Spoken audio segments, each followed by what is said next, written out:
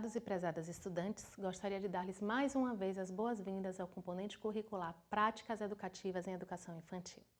Seguindo o nosso planejamento, daremos início à nossa primeira videoaula sobre o tema Proposta Curricular na Educação Infantil, alguns conceitos, fundamentos e princípios. Gostaria também de iniciar esta aula convidando vocês a refletirem sobre alguns conceitos aprendidos no componente anterior, Educação Infantil. Como você imagina as crianças de hoje em dia? E mais, como a representaria se tivesse que materializar essas impressões e conhecimentos em um desenho ou uma outra criação? O que não faltaria? Quais elementos concretos usaria? Vale pensar em materiais, tecidos, cores, concepções do que já sabe sobre o tema. Tente fazer uma pausa para repensar como materializar essa ideia de criança que tem a partir de tudo que já discutiu no curso sobre infâncias e crianças e nas suas próprias experiências. Tudo isso é importante para construções de propostas pedagógicas na escola de educação infantil. Dê uma pausa aqui e faça esse exercício. Vimos que as crianças, infâncias e a educação infantil são campos de estudos muito investigados e com uma potente gama de produção de pesquisa e atuação profissional. Em uma breve retrospectiva no componente Educação Infantil, discutimos que o conceito de crianças e infâncias se modificou através dos séculos e culturas. Dessa forma, como concebemos as crianças hoje não é o mesmo que outrora, e tivemos de passar por muitos séculos até que o nosso país reconhecesse, na nossa atual Carta Magna, a Constituição Federal de 1988, a criança como seres históricos e de direitos. A Lei de Diretrizes e Bases da Educação Nacional veio aprofundar esses conceitos relacionados às escolas e os direitos das crianças em frequentar esses espaços coletivos de aprendizagens. No quadro 1, podemos apreciar alguns dos documentos legais atuais no nosso país, que asseguram à criança a concepção de ser sócio-histórico de direitos. Além disso, documentos mais específicos, como as Diretrizes Curriculares Nacionais para a Educação Infantil e, mais recentemente, a Base Nacional Comum Curricular, a BNCC de 2017, ambos documentos com caráter de lei, vão consolidar uma concepção de criança, escola, aprendizagens e currículo para a educação infantil, tendo como centro do planejamento a criança e não as disciplinas. A BNCC também está implicada na Política Nacional de Formação de Professores, de materiais e tecnologias educacionais na infraestrutura das escolas e em políticas de avaliação da educação básica.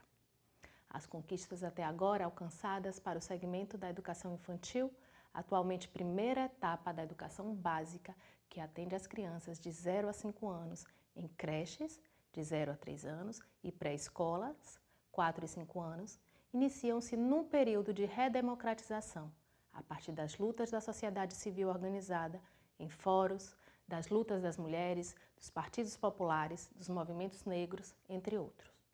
Cabe lembrar que o processo de universalização desta etapa, ou seja, a garantia de que todos os bebês e crianças pequenas estejam nas escolas, ainda não foi efetivado, embora seja a meta número 1 do nosso Plano Nacional de Educação, o PNE. Mesmo com a obrigatoriedade da matrícula na pré-escola, ou seja, das crianças a partir dos 4 anos, estarem matriculadas e o poder público ter o dever de ofertar vagas para os bebês e as crianças bem pequenas, uma parte significativa desse público, sobretudo os bebês, não conseguem vagas em uma creche e escola pública de qualidade. Voltando à discussão sobre o currículo para esta etapa, uma grande conquista em consonância com as concepções atuais de crianças foi colocá-las como centro do planejamento escolar. As Diretrizes Curriculares Nacionais para a Educação Infantil assim afirmam, abre aspas, as formas como as crianças vivenciam o mundo, constroem conhecimentos, expressam-se, interagem e manifestam desejos e curiosidades, devem servir de referência e de fonte de decisões em relação aos fins educacionais, às metodologias de trabalho, à gestão da unidade e à relação com as famílias. Fecha aspas. Ou seja, não é o contrário, como a escola tradicional costumava fazer no posicionamento adultocêntrico, imperativo com e sobre as crianças. Ainda sobre os princípios e fundamentos curriculares para a educação infantil, a DCNEI, no seu artigo 3º, assim descreve, abre aspas, um conjunto de práticas que buscam articular as experiências e os saberes das crianças com os conhecimentos que fazem parte do patrimônio cultural, artístico, científico e tecnológico. Tais práticas são efetivas por meio de relações sociais que as crianças desde pequenas estabelecem com os professores e outras crianças e afetam a construção de suas identidades. Fecham aspas. Além disso, destaca que o currículo deve ser, abre aspas, um conjunto de práticas intencionalmente planejadas e permanentemente avaliadas. Fecham aspas. Ademais de considerar a integralidade das dimensões expressivo-motoras, afetiva, cognitiva, linguística, ética, estética e sociocultural das crianças, ou seja, a criança como um ser integral e não fragmentado. A Base Nacional Comum Curricular, em diálogo direto com os preceitos contidos nas DCNEI, vai instaurar que o arranjo curricular para a educação infantil deve ser os campos de experiências e as propostas pedagógicas devem apresentar objetivos de aprendizagens e garantir os direitos das crianças, que são eles: os direitos de conviver, brincar, explorar, participar, expressar e conhecer-se.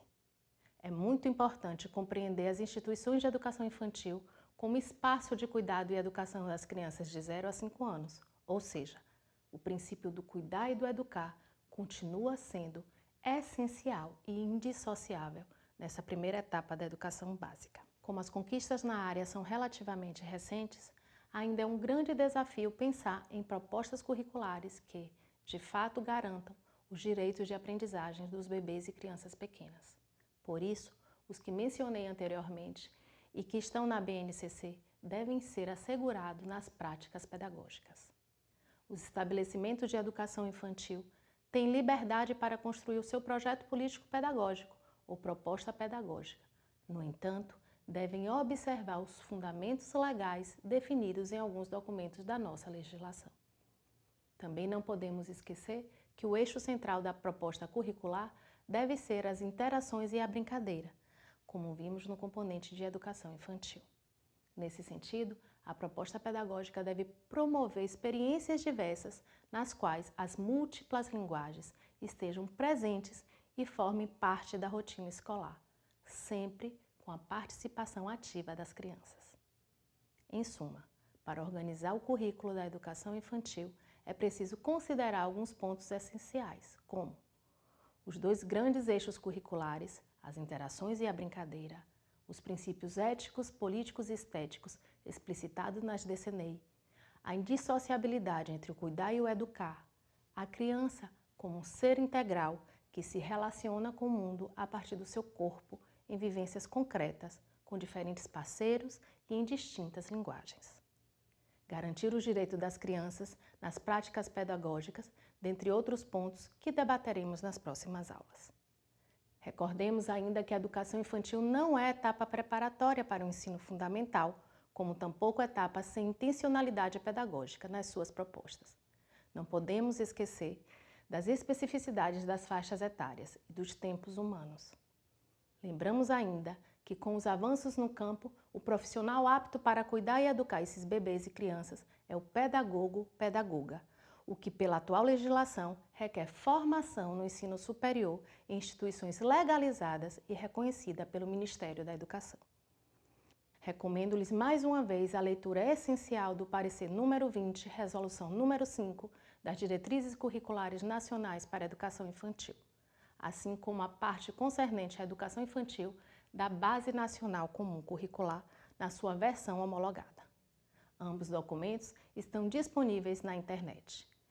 Para pensarmos em práticas educativas de qualidade, temos de entender os pressupostos que constam nesses principais documentos legislativos. Retomando os questionamentos iniciais que fiz no início dessa aula, não podemos pensar em propostas pedagógicas para a educação infantil sem considerar as diversidades das infâncias, sem o respeito às diferenças e pluralidade das crianças e suas culturas, sem nossa dimensão brincalhona, literária e imaginativa como professores e professoras, sem poesia.